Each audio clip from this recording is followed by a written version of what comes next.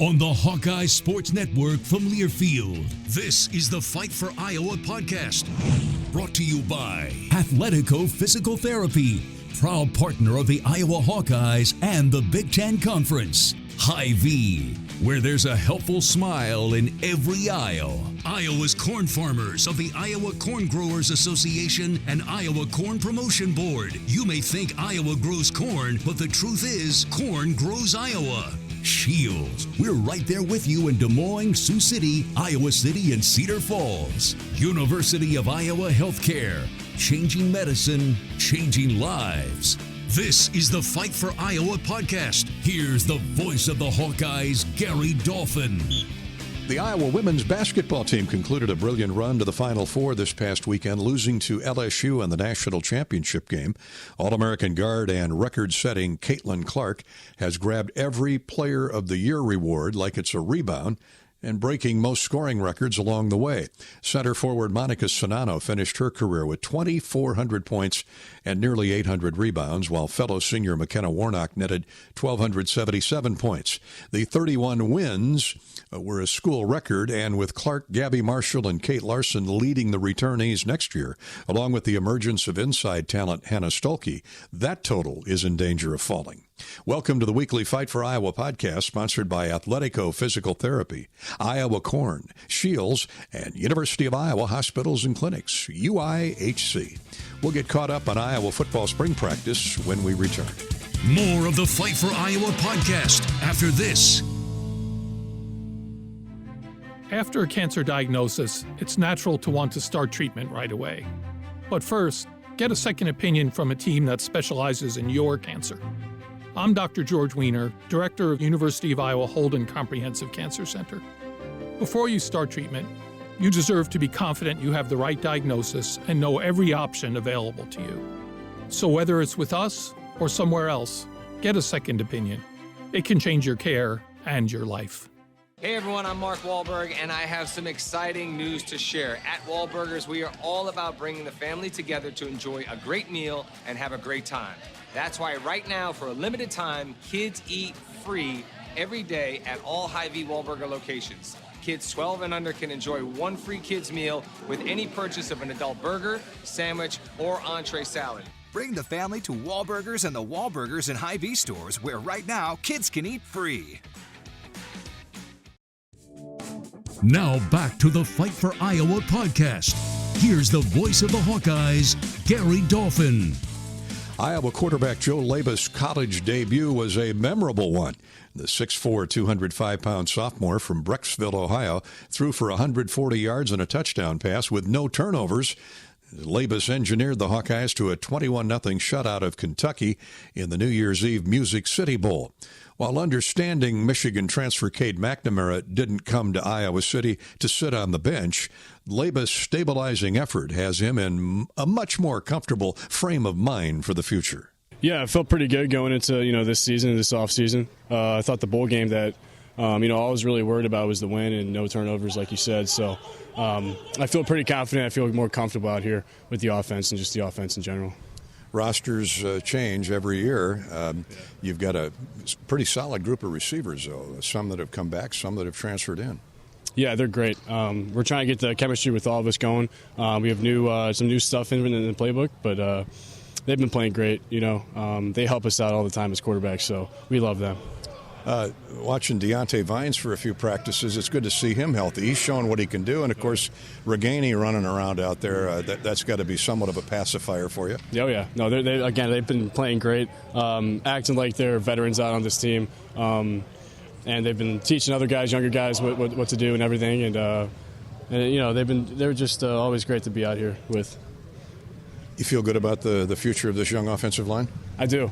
Yeah, we got older guys coming up, guys who have had experience before in past years, and I think they're getting a lot more comfortable with where they're at and everything going on around them. So I feel good about them. LABAS will have mainstays, center Logan Jones and guard Connor Colby protecting him, and lots of redshirt freshmen and sophomores, along with transfer tackle Dejon Parker from Saginaw Valley State in the mix. Let's hear from another Joe, the outstanding rush end, Joe Evans. From walk-on to all Big Ten, the fifth-year senior from Ames will look to add to his career numbers of 17 sacks and 22 tackles for loss.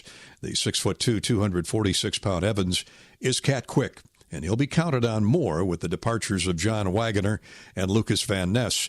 Evans is animated about that front line in particular and the defense in general. This defense, whether you can talk about defensive line, linebackers, safeties, corners, whatever you want to talk about, I'm just really excited. I think we got a lot of improving to do. What's the focus been here the first couple weeks? More fundamentals? I know Kirk likes to call it a teaching time, pure Absolutely. teaching. Yeah, I would say fundamentals, just really gaining a knowledge for our defense. I think we're doing a good job of that. Just a lot of guys are, coming in extra hours and really studying the tape. Fundamentals, we come out here every day and really work on that and just improving in the little things. So. You started the new year literally with a shutout. That's pretty good. Yep. Down in Nashville. Yep. Yet, Van Ness, Campbell, Riley, Merriweather, they're all gone now. Absolutely. What's your sense about this somewhat new look defense? I mean, every 4 years, guys leave, guys come in. Exactly. Credit to those guys. Those guys are hard to lose. Just thinking about what they brought every day in practice and every day in the game. Like, you always knew what they were going to bring to the table. So right now we're working on that. We're working on just coming out and competing in everything we do. And like I said, the big word for us is just improving, and that's improving in literally everything we do, whether that be on the field or in the classroom. And lastly, you've been asked this so many times, we hear it a lot, what's the key to a Phil Parker defense? Because the names change, but the system, the style, the results don't. Yeah, I would just say toughness. Just coming out every day and just competing. Just competing in everything you do. That describes Joe Evans. Hawkeye head coach KIRK FERENTZ joins us next on the Fight for Iowa podcast. More of the Fight for Iowa podcast after this. We all love a good win. Catching up with friends, saving money at the pump, soaking up the perfect Iowa day, sitting down to a really, really good meal. These are the everyday delights that make us smile. These are the moments that connect us all as Iowans. And these are the wins that, more often than not, start with Iowa's farm families and the crop they're growing. Because when corn grows Iowa, Iowans win. Learn more about how to share your own wins at iowacorn.org/Iowans win. You don't have to go to the game to get a game program. You can download it now by visiting the game day page on HawkeyeSports.com. That's right, the game program is now digital and it's free. So check it out. Get the roster, the stats, and fascinating stories about today's matchup. Just go to HawkeyeSports.com and click on Game Day. Oh, you know that old injury of yours? The one in your knee or maybe back? Instead of going to the doctor and then doing physical therapy, why not start with therapy first? Athletico Physical Therapy is changing the whole healing process around. Their physical therapists will find the source of your pain and help fix it. Start with them and start living pain-free. Just like that. It all starts with Athletico Physical Therapy. Schedule your free assessment at athletico.com. No prescription needed. Proud partner of the Iowa Hawkeyes. Now back to the Fight for Iowa podcast. Here's the voice of the Hawkeyes, Gary Dolphin. Iowa coach KIRK FERENTZ is in the middle of his 25th spring practice calendar. FERENTZ calls spring ball pure teaching time, and that it's exhilarating to be back in his classroom. We can only do so much in the out of season with the guys, and that's really the strength conditioning coaches. That's where they play a real prominent role. But it's fun to be in meetings, fun to be back on the field, watching guys work and compete. Obviously, we're a little bit altered because of our state of the offensive line. Last week in particular, we were really thin, but we're starting to get guys back. So we haven't done maybe quite as much teamwork as we'd like to, but we'll be able to hopefully catch up as we go along. Attitude's been really good. The guys are working hard, and really, excited to watch guys continue to improve. Much has been made about Cade McNamara's arrival, and rightfully so, but the few snaps I've seen, I'm impressed with Joe LABAS. It's amazing what a start and a win will do for you. It's amazing. I was just telling somebody, what he looked like the first week in December when he was our quarterback, our only quarterback, basically. the improvement he's made, it's really impressive. And I think, he did a really good job during the month of December. I thought made a really nice showing for himself in his first game. And he's grown a lot since that time, so it's just fun to see him get a lot of reps out here right now. Deacon's done a nice job, too, a nice addition, and really excited to have him on our football team. And then Cade McNamara has been a great addition for us. He's, got the maturity and confidence. I guess it takes, it's something you earn after playing, being successful on the field.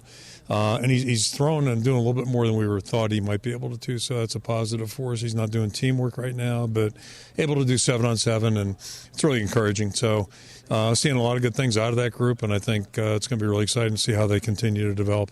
As you build the receiving core up with new faces, new names, some returnees, of course, it's nice to have a solid component at tight end.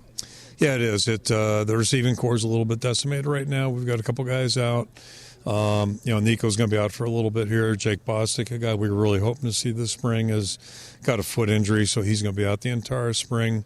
And then Seth Anderson, a newcomer that we were really excited about, and same thing, he's got a soft tissue issue that's probably going to keep him out. So it's interesting to see who's developing, seeing some good things. Reese Osgood's kind of jumped out a little bit. That's a positive. Jack Johnson's healthy and doing some good things. And then to your point, the tight ends have really, I think, have a chance to be a strength of our football team. I think we all saw how Sam Laporta, when he was injured, we saw Luke Lachey really just ascend and grow in front of our eyes. Last year I thought he really finished the season strong. Really good player, great potential, great guy. And then Eric Hall's been a really nice addition, and really impressed with Addison Ostrenga. He's done a good job. We thought we saw that last year. He's really moving forward too. So it gives us 3 pretty good guys, and then a couple other guys I think that have a chance to help as well.